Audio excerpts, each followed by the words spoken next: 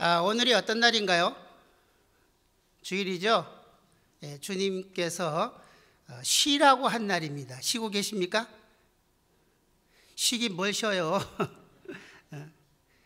새벽부터 성가대 서랴, 찬양하랴, 예배봉사, 찬양봉사, 뭐 여러 가지 봉사 때문에 나는 주일날 더 힘들어. 집에서 푹 쉬었으면 좋겠어. 이런 생각들 하시죠? 아니에요? 나만 믿음 없나 봐요? 하나님께서 천지 만물을 창조하시고 제7일에 쉬셨다. 그렇게 이제 말씀하셨는데, 그 쉼을, 그 창조의 일곱째 날이 예수님께서 가나 혼인잔치를 통해서 완성을 하신 것입니다. 그래서 진짜 기쁨은 이것이야. 예수의 피로 말미암아 풍성한 잔치가 이루어지는 것이 바로 하나님께서 너에게 복을 주신 참 의미다, 이렇게 설명을 하고 계신 것이죠. 그래서 주일날은 쉼을 얻는 날입니다. 육체는 뭐 여러 가지 봉사 때문에 좀 피곤하긴 하지만, 그러나 영혼의 참 쉼, 근데 생명이 없으면 쉴 수 없는 것이죠. 쉼이 없는 것입니다. 사망 가운데 생명이 없는 자들은 쉬고 싶어도 그게 쉬는 게 아니고, 예수의 피로 말미암아 죄와 허물을 사함받은 하나님의 자녀들이, 하나님의 백성들이 하나님 안에서 그분이 베풀어 주신 은혜를 기억하면서 기뻐하고 즐거워하며 쉬는 날이 바로 이 날인 것입니다. 그래서 여러분들 영혼에 하나님의 공급해 주시는 그 힘이 충만히 임하고, 그래서 또 한 주간 동안 승리하게 되는 것이죠. 그래서 여러분들이 봉사를 하거나 뭘 하시든지 간에 그게 억지로 하는 것 되지 않았으면 좋겠습니다. 그럴 때는 잠시 내려놓으셔도 돼요. 그리고 여러분들이 진짜 그 주일에 하나님께서 기쁨을 회복하신 그 완성의 의미를 아시고, 이 날이 그런 날이구나, 내가 하나님 안에서 정말 기뻐하고 즐거워하고 행복을 얻는 날이구나 할 때에 여러분들이 그렇게 또 봉사도 하시고 힘을 내시면 좋겠습니다. 할렐루야. 자, 하나님의 말씀 보시겠습니다. 마태복음 19장 23절부터 26절까지입니다. 같이 합독하시겠습니다. 시작. 예수께서 제자들에게 이르시되, 내가 진실로 너희에게 이르노니 부자는 천국에 들어가기가 어려우니라. 다시 너희에게 말하노니 약대가 바늘기로 들어가는 것이 부자가 하나님의 나라에 드는 거라 쉬우니라 하신대, 제자들이 듣고 심히 놀라 가로되, 그런즉 누가 구원을 얻을 수 있으리까? 예수께서 저희를 보시며 가라사대, 사람으로는 할 수 없으되 하나님으로서는 다 할 수 있느니라. 아멘. 자, 이 말씀 많이 들었던 말씀이죠? 대답 좀 해주세요. 여러분들의 반응이 좋으면 빨리 끝납니다.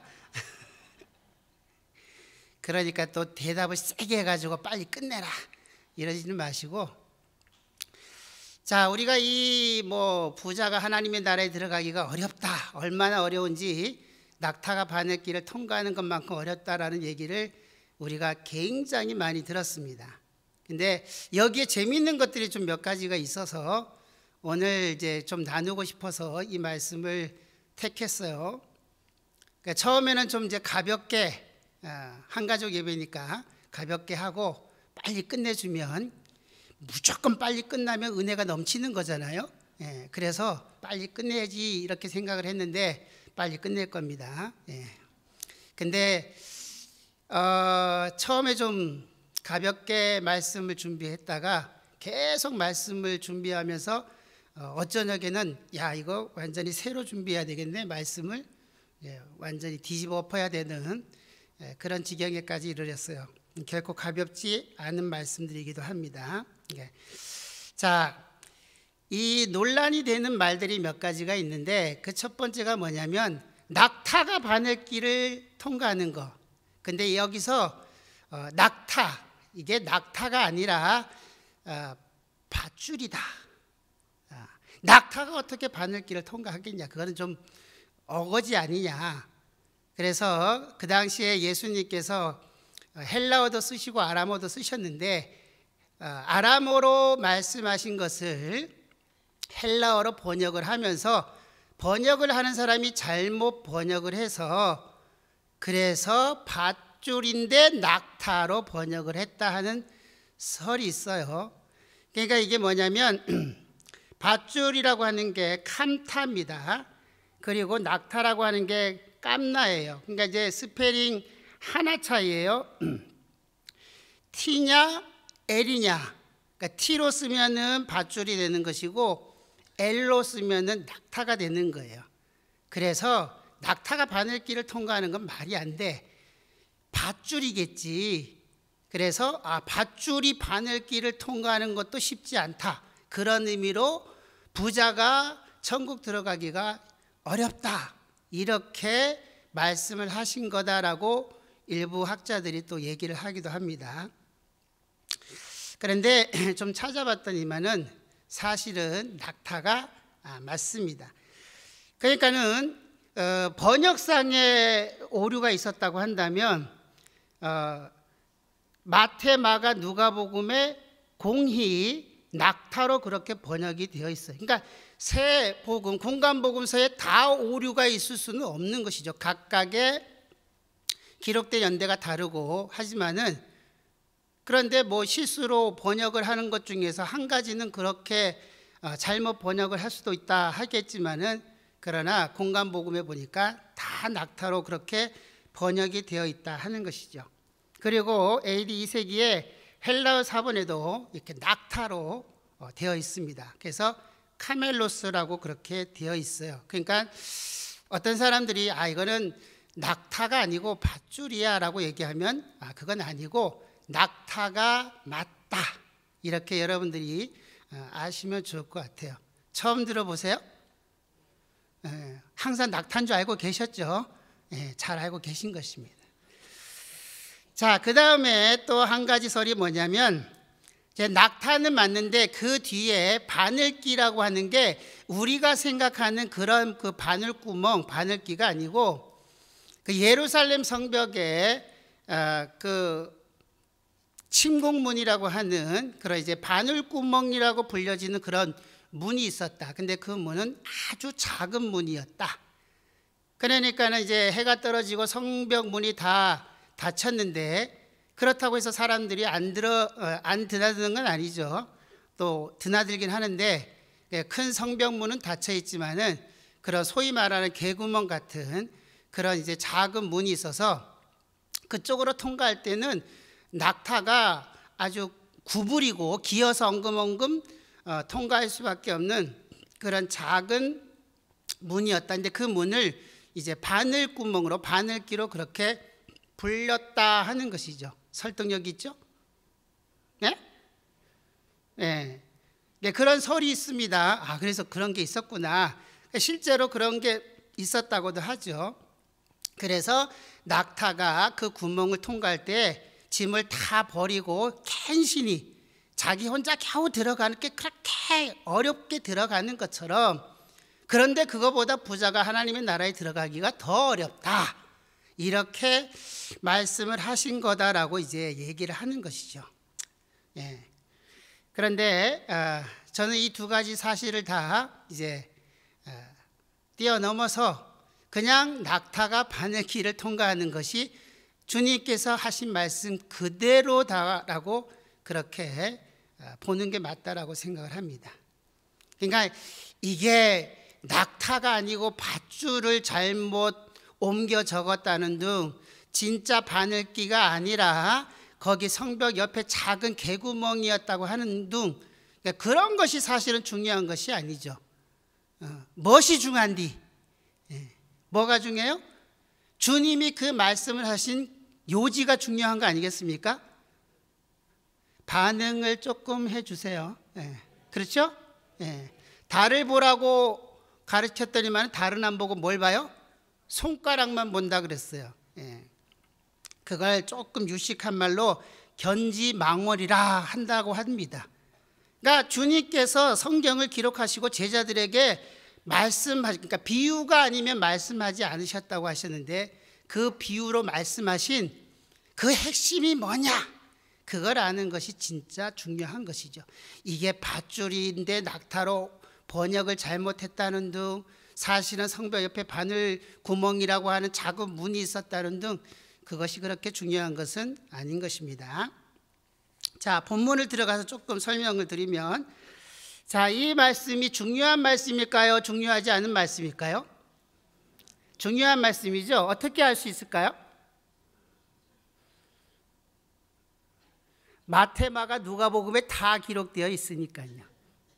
그러니까 마가복음에도 10장에 기록이 되어 있고, 누가복음 18장에도 이 말씀이 그대로 공간복음에 다 기록이 되어 있어요. 중요한 말씀이죠? 네, 따라하십니다. 중요한 말씀이다. 네, 그러니까 중요한 말씀으로 여러분들이 중요하게 잘 들으셔야 됩니다.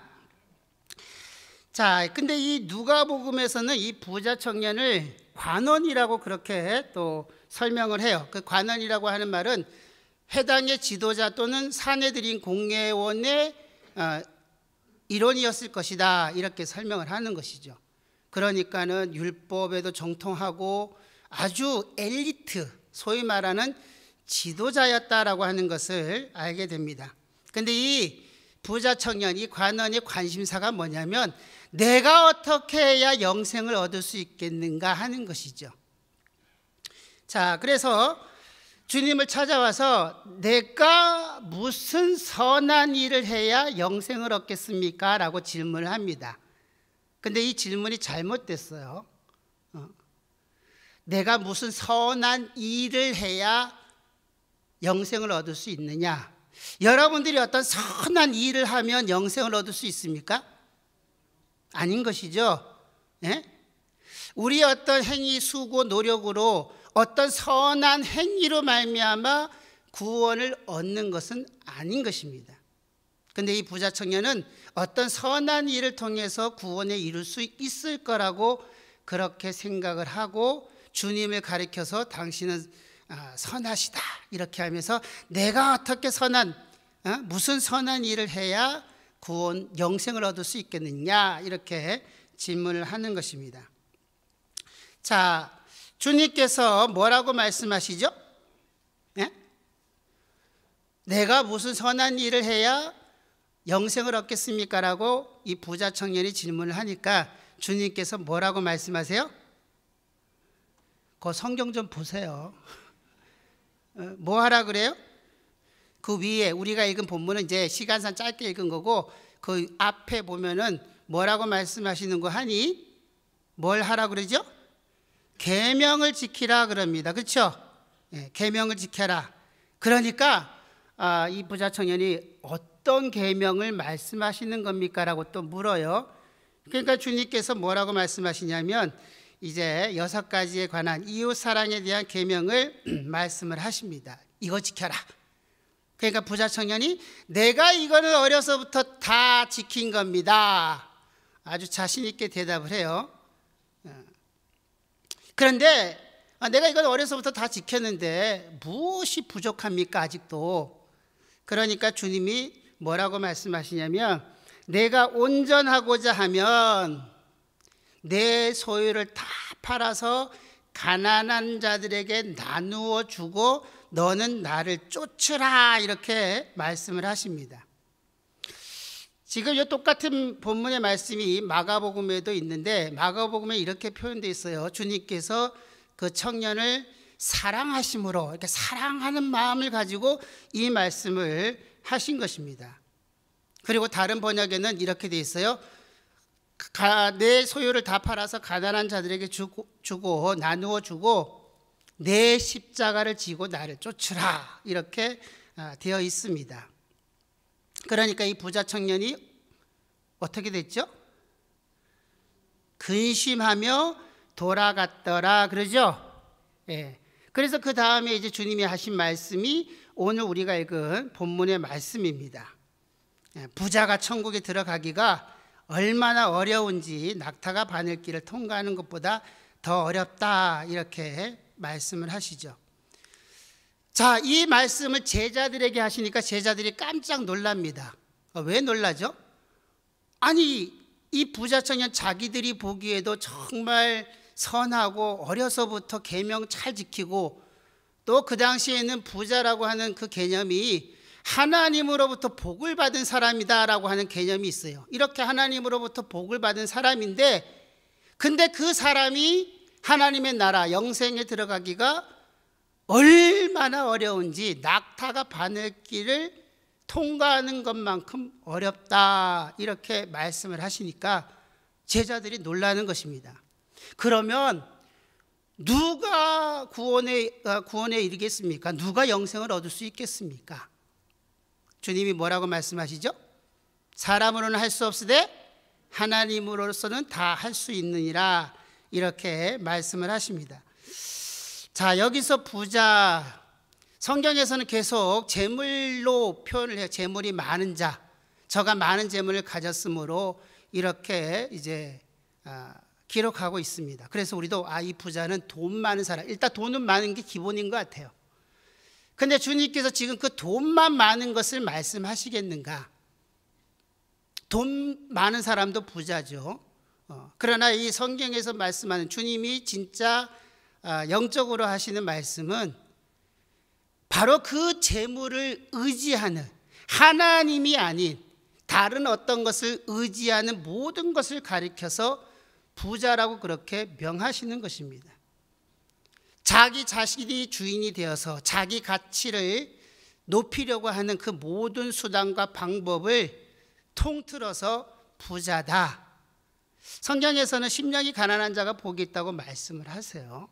그러니까 심령이 가난한 자가 복이 있다고 하신 말씀은 하나님을 그렇게 의지하는 자, 하나님의 말씀을 사모하는 자가 복이 있다.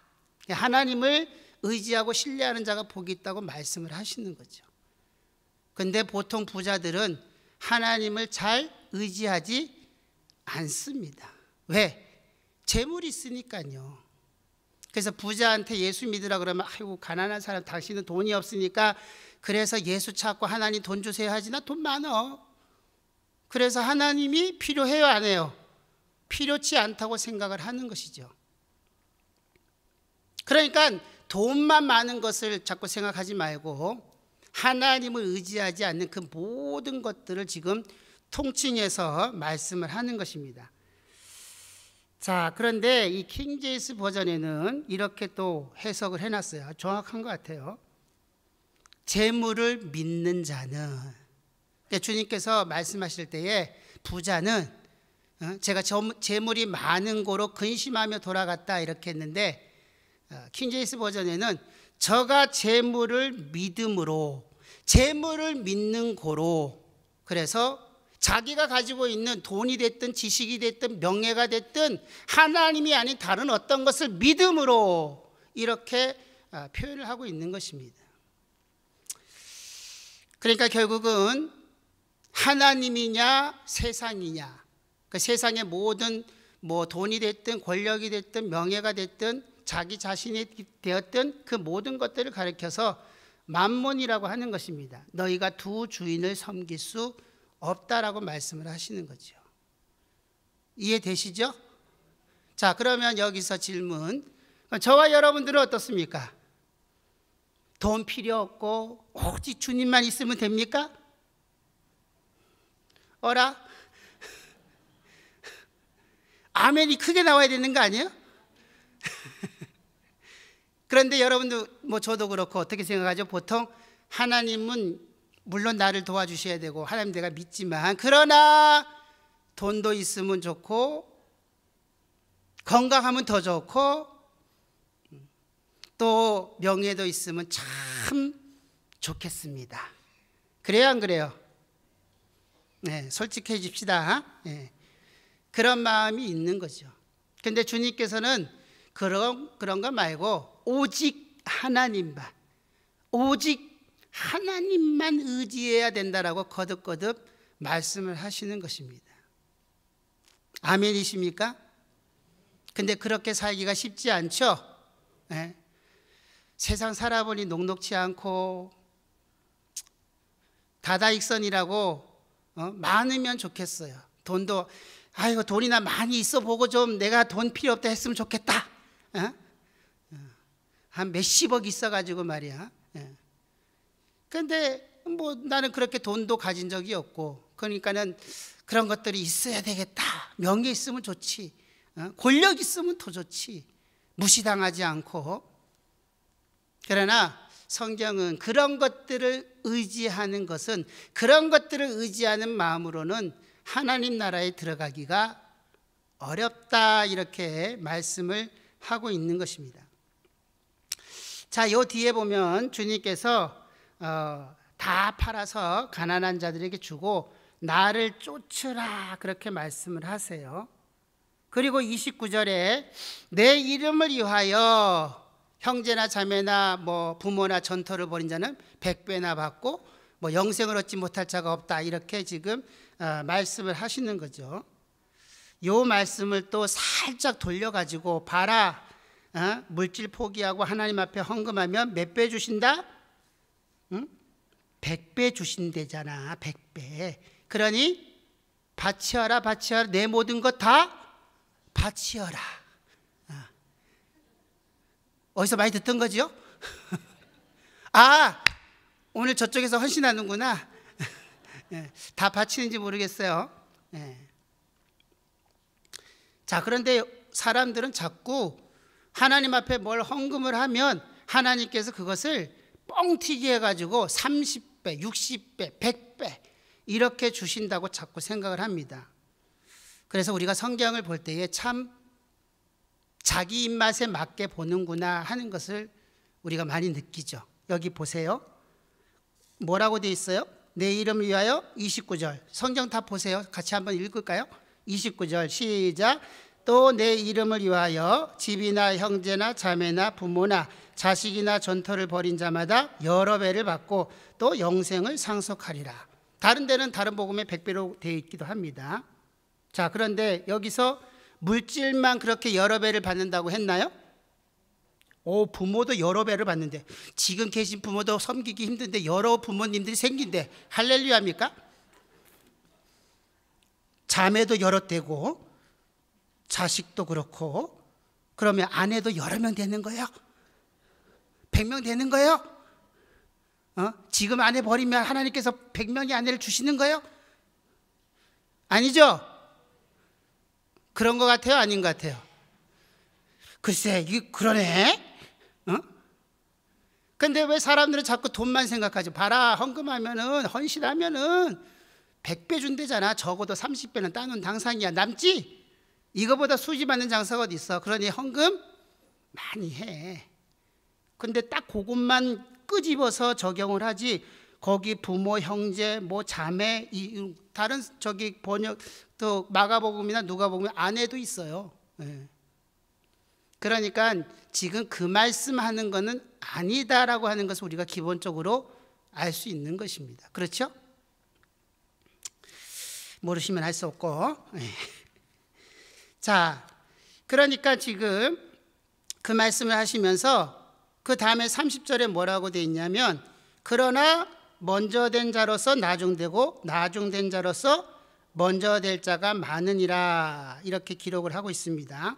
근데 20장, 그 마태복음 20장 거기에 보면은 똑같은 말씀이 있어요. 자, 거기에 뭐라고 되어 있냐면 15절 보세요. 16절 시작. 이와 같이 나중된 자로서 먼저 되고 먼저 된 자로서 나중되리라. 지금 마태복음 19장 30절의 말씀하고 20장 16절의 말씀이 똑같죠? 예? 그러니까 지금 주님께서 같은 말씀을 하고 있는 거예요. 근데 그 20장의 내용이 뭐예요? 포도원 품꾼의 얘기입니다. 아침 일찍 온 품꾼, 그러니까 6시에 온 품꾼, 9시에 온 품꾼, 12시, 3시, 한 5시에 온 품꾼. 그런데 나중에 셈을 해줄 때에 맨 나중에 온 1시간밖에 일하지 않은 품꾼부터 불러가지고 이제 한 데나리온씩 주는 거죠. 그러니까는 아침 6시, 9시 와서 일하는 사람이 왜 1시간 일한 사람하고 똑같이 주세요? 이건 너무한 거 아니에요? 이렇게 따지죠. 그러니까 뭐라고 하죠? 야, 너 나랑 계약한 게 그거잖아. 근데 내가 그렇게 줬는데 내가 선함으로 네가 나를 악하게 보느냐? 이렇게 이제 말씀하십니다.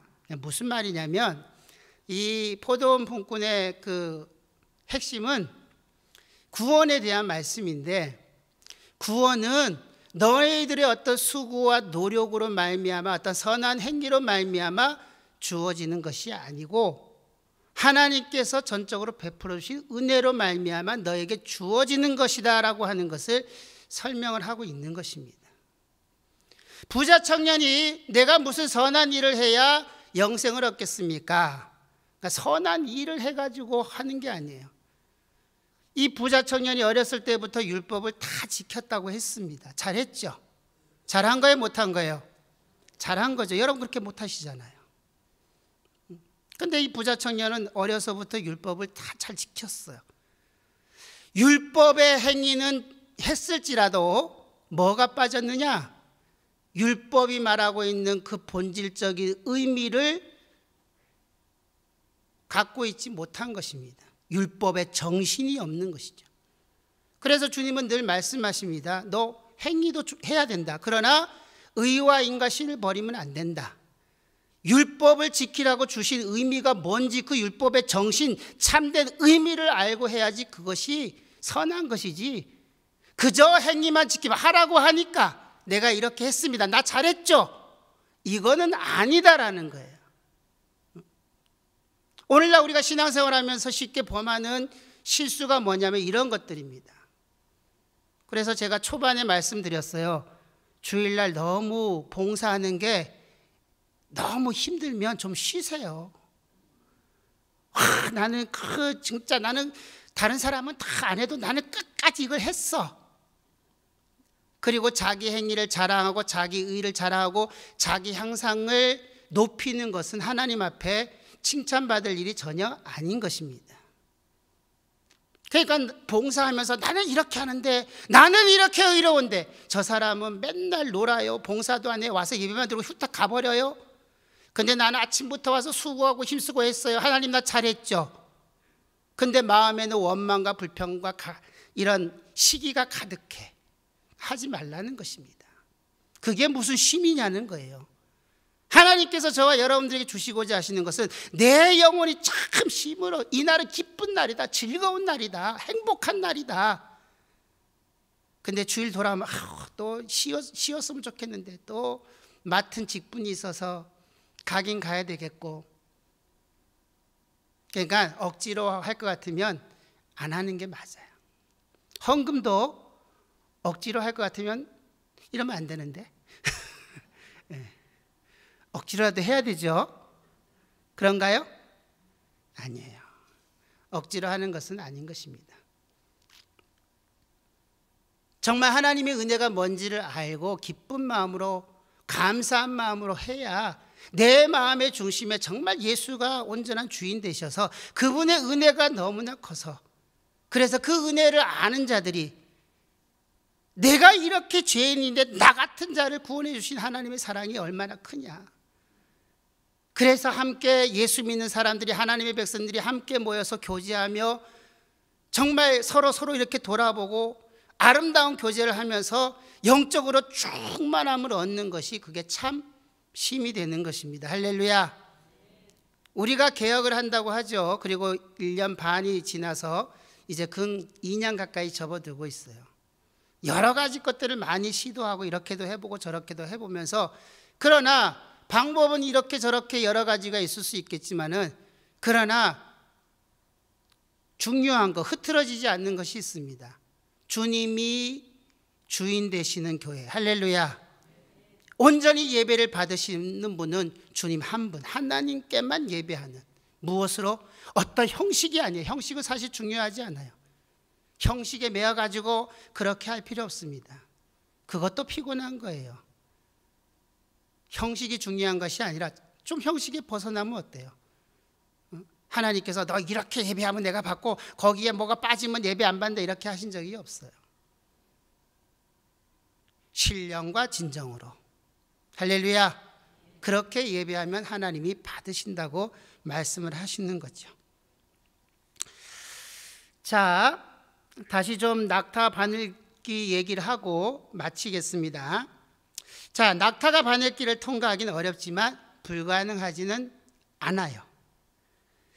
자, 이 이스라엘 사람들은 이제 대체적으로 유목민들이고, 유목민들은 이제 가나안 땅에 정착하기 전에는 이제 이렇게 양들을 데리고 이제 초장을 찾아다니는 그런 유목민이죠. 그러니까 텐트를 치고 살았던 사람들입니다.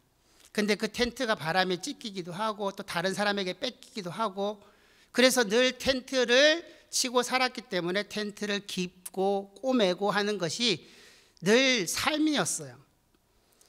자, 그런데 그 당시에 그렇게 마땅한 실은 많지 않았습니다. 그래서 유목민들이 모여서 회의를 하고 각 부족에서 가장 나이가 많은 약대를, 낙타를 한 마리를 선택을 해서 잘 먹이고, 그리고 그 다음날 그 낙타를 잡습니다. 그리고 큰 가마솥을 준비하고 거기에다가 올리브 기름 3분의 1, 물 3분의 1 정도 넣고 300도가 되는 열을 가해서 펄펄펄 끓여요. 그리고 낙타를 잡아서 그 가죽은 다른 용도로 쓰고 그 낙타 고기를 그 안에다가 푹 집어넣어서 삶습니다. 곰탕처럼 이렇게 푹 삶으면은 흐물흐물해져 가지고 묵처럼 그렇게 된다고 하는 것이죠. 근데 그 가마솥 밑에 아주 작은 바늘 구멍들을 한 20개 정도 이렇게 뚫어 놓고 거기다 진흙을 발라서 이제 1m 정도의 도랑을 파고 거기에 차가운 물이 이렇게 흐르게 합니다. 그리고 그 낙타가 그 아궁이 속에서, 그 솥단지 속에서 펄펄펄 끓어질 때에 그 밑에 구멍을 이제 제거를 하죠. 그러면 그 구멍 밑으로 이제 묵 같은 것이 이제 물처럼 이렇게 떨어집니다. 그게 1m 밑에 있는 작은 찬물, 도랑의 찬물에 떨어지면서 그게 이렇게 좀 굳어가는 것이죠. 그것을 이제 타래로 감아서 실을 만들어 썼다 하는 것입니다.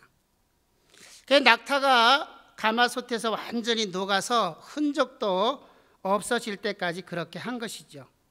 그래서 그 낙타를 삶은, 그 낙타를 가지고 만든 실, 근데 그 실이 그렇게 튼튼하고 좋았다는 것입니다. 자, 낙타가 바늘길을 들어가나요? 못 들어가나요? 에? 낙타가 바늘길을 들어갑니다. 어떻게 들어가죠? 죽어서 들어갑니다. 완전히 자신을 희생해서, 그래서 좋은 실이 되어서 그 바늘길을 통과하는 것이죠. 자, 이 모습에서 우리가 뭘 볼 수 있냐면 주님의 모습을 보게 됩니다. 우리 주님께서 자신을 완전히 희생하셔서 십자가에서 피 흘리심으로 말미암아 전 인류를 품에 안으시고 그 모든 죄값을 다 치르시고 죽으신 것이죠. 자기 몸을 깨트려서, 부서뜨려서 성찬할 때 큰 빵덩어리를 사실은 이렇게 부수는 것입니다. 팍 깨트려 가지고 나누어 먹는 것이 성찬의 의미가 되는 것이죠. 하나님이신 그분께서 자기의 몸을 부러뜨려서, 깨트려서 그 모든 저주를 담당하시고 죽으시고 부활하신 다음에 우리에게 새 생명을 주신 것입니다. 낙타가 바늘길을 통과하기가 쉽지 않죠. 낙타로 있을 때는. 그런데 낙타가 아궁이 속에서 완전히 형체도 없어지고 완전히 죽어지면 실이 돼서 바늘길을 쉽게 통과하기도 합니다. 주님이 뭐라고 말씀하셨냐면 사람으로는 할 수 없으되 하나님으로서는 다 할 수 있느니라. 이 말씀을 우리가 조금 더 깊게 생각하면 내가 하겠다는 거예요. 너희의 어떤 선한 행실로 말미암아 구원에 이르는 것은 절대로 아니다. 너희가 아무리 선한 일을 한다고 해서 영생을 얻을 수 있는 것은 아니야. 사람은 할 수 없어. 그러나 나는 할 수 있어. 하나님은 하셔. 그래서 주님이 하시겠다고 계속 제자들에게 말씀하신 거예요. 이것도 비유로 말씀하신 거죠. 내가 내 한 몸을 완전히 불살라서 십자가에서 그 몸을 깨뜨려서 우리를 구원해 주시겠다고 하시는 그 의미를 담고 있다고 그렇게 생각을 합니다. 저와 여러분들의 어떤 행위의 수고, 노력 그런 것으로는 하나님의 나라에 못 들어가요. 절대로. 그러나 자기 몸을 깨뜨려서 모든 죄를 담당하신 그분을 믿는 믿음으로는 넉넉히 들어갑니다. 그래서 하나님으로서는 다 할 수 있다고 그렇게 말씀을 하고 있는 것이죠. 부자가 천국 들어가기가 낙타가 바늘길을 통과하는 것만큼 어렵다. 우리가 많이 들었던 것처럼 어렵지만 불가능한 것은 아닙니다. 부자는 지금 자기 재물을 믿고 그걸 의지해요. 하나님이 아닌 율법을 지킨다고 하지만, 행위를 나타낸다고 하지만 그 율법의 정신, 하나님께서 그 율법을 주신 그 목적 이유는 상실해버린 채 그저 드러나는 행위로, 그 어떤 형태로 하나님의 나라에 들어가려고 했었죠. 그건 안 된다는 것입니다. 그래서 우리가 자랑할 것이 없는 거예요. 구원은 자랑치 못하게 하려 함이라고 에베소서 3장에 말씀을 하고 있어요. 하나님께서 이렇게 하신 것은 아무도 자랑치 못하게 하려 하십니다. 오직 예수 그리스도 십자가만 의지하고 그분만 자랑하도록 그렇게 너희를 구원하신 것이다 라고 그렇게 말씀을 하고 있는 것입니다. 우리는 돈은 많지 않지만, 그러나 우리가 지금 다 부자 청년 아닌가 한번 생각을 해볼 필요는 있어요. 하나님보다 더 의지하는 모든 것들이 다 부자가 되는 것입니다. 만문이 되는 거예요. 하나님이 아닌, 예수가 아닌 다른 것을 주인 삼으려고 하는 모든 것들이 다 부자인 것입니다. 지금 이 부자 청년은 모든 인류를 대표해서 지금 주님 앞에 서 있을 뿐이에요. 그리고 주님은 비유로 말씀하시고 우리에게 깨달으라고 말씀하십니다. 너희들의 어떤 수고와 노력, 행위로는 안 된다. 그러나 하나님은 하신다. 주님은 그 일을 하신다. 그러므로 주님만 주인 삼아야 넉넉히 하나님의 나라에 들어갈 수 있다고 말씀을 하시는 거죠. 우리가 교회를 다니고 교회 생활을 하고 신앙생활을 하면서 종교성을 가지고 습관화되어서 와서 예배드리고 찬양하고 헌금도 하지만은, 그러나 어느새 우리 마음속에서 정말 성령 충만하고 처음 회개하고 올 때는 하나님 다 필요 없어요. 주님 한 분만 계시면 좋겠어요. 주님 한 분만으로 만족합니다라고 고백했던 저와 여러분들이 10년, 20년 신앙생활 하면서 하나님이 아닌 다른 어떤 것도 있어야 된다고 계속 생각을 하고, 하나님 이거 주세요, 이거 주세요, 이거 주세요. 주님이 애통해 하시는 거죠.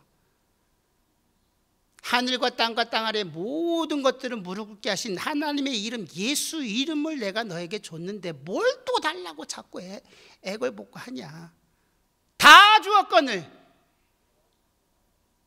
이미 다 가진 자들이 뭘 자꾸 그런 세상에 썩어질 거, 뭘 먹을까 마실까 입을까 염려해서 왜 자꾸 하나님 앞에 나와서 그런 것들 달라고 하느냐. 하나님의 나라와 하나님의 의를 구해야지. 우리가 다 부자 청년인 것입니다.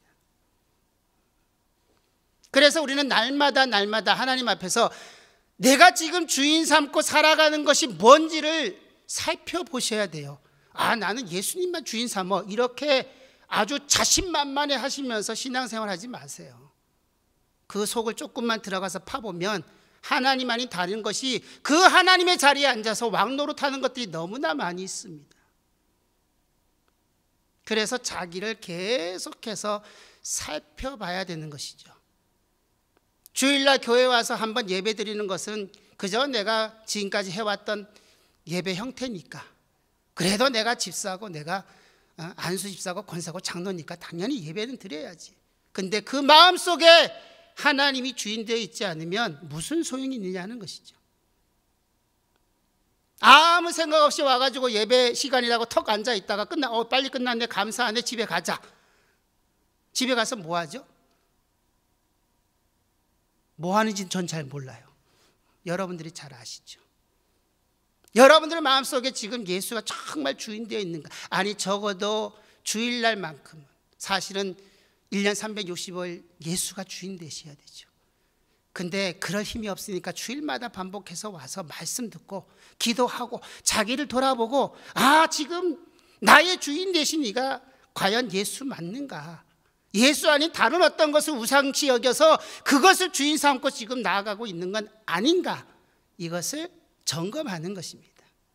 그래서 그런 것들, 세상의 정력, 욕심, 그런 것들을 과감히 쳐서 죽이고, 주님 나를 불쌍히 여겨주세요, 은혜로만 살겠습니다, 예수만 주인 되시면 주님 한 분만으로 만족하겠습니다, 이렇게 고백하고 살아가는 것입니다. 그래서 우리는 할 수 없어요. 저와 여러분들은 할 수 없습니다. 그러나 하나님은 하십니다. 그래서 주님이 다 담당하시고 죽고 부활하셨고, 이제 성령을, 하나님의 영이신 거룩한 성령을 우리 마음 가운데 보내셔서 우리의 생각과 마음을 지켜주시겠다고 말씀하셨어요. 뭘 지켜줍니까? 예수가 주인이다. 하나님의 말씀만 의지하라. 그 말씀이 영생이다. 거기에 하나님의 언약이 있다. 그것을 계속해서 생각나게 하시고 그 말씀 안에 붙잡아 두신 이가 성령이시고, 그래서 우리는 성령을 의지하면서 내가 하나님께 매인받은 하나님의 사람이요 오직 예수만이 주인이신 것을 고백하면서 살아가는 믿음의 사람이라고 하는 것을 하나님 앞에 정직하게 고백하며 그분을 찬양하는 것입니다. 그리고 내일부터 세상에 나가서 오늘 그렇게 결심한 것을 그렇게 살아내는 것이죠. 사람은 할 수 없지만 하나님은 하신다. 이 말씀이 저와 여러분들에게 큰 힘이 되기를 예수님의 이름으로 축원합니다. 어떤 수고, 내 어떤 자랑, 내 노력으로 되는 것이 아니라 그분이, 하나님이 다 하시는구나. 구원은 하나님이 시작하시고 하나님이 완성하시는 것이 구원입니다. 우리는 그냥 선물로, 은혜로 값없이 거저 받아서 하나님의 자녀로서의 삶을 살아가고 있는 거 얼마나 감사합니까? 감사가 넘치시는 저와 여러분들 되기를 예수님의 이름으로 축원합니다. 우리 시간 다 같이 기도하실 때에 정말 낙타가 바늘길을 통과하는 것이 심히 어렵지만은 불가능한 거 아닙니다. 죽어지면, 그래서 실이 되어서 바늘길을 넉넉히 통과하는 것처럼 자신을 희생하셔서 우리를 그 하나님의 나라에 넉넉히 들어가게 하시는 예수 그리스도의 그 놀라우신 사랑과 은혜를 기억하는, 정말 내가 하나님 아닌 다른 어떤 것을 주인 삼지 아니하고 오직 예수로만 주인 삼고 살아가는 정직한 하나님의 사람, 믿음의 사람, 성령의 사람 되게 하여 주옵소서. 우리 예수의 한번 부르시고 기도하시겠습니다.